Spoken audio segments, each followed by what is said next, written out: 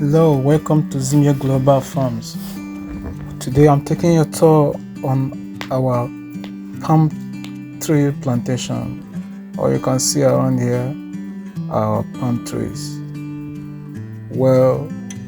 Doing well. When I say doing well, we harvest tons and tons of palm oil and palm fruit from this farm. This is a nice business you can think of. It's a generational business, and the business does not take a lot of energy.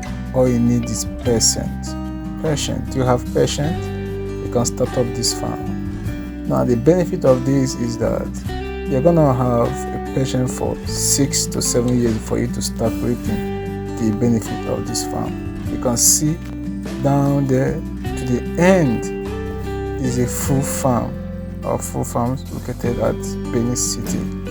You have this in a full. We can help you set up this plantation farm if you are so interested. Do you have land? We can set it up. Do you have what it takes to have this? You can set it up. There's benefit of this palm tree, this palm fruit. You can read in the Chinese, sometimes they use it to do lipstick. In Africa, we use it to cook. It produces red oil. So many things you can do with the body and the fruit and everything.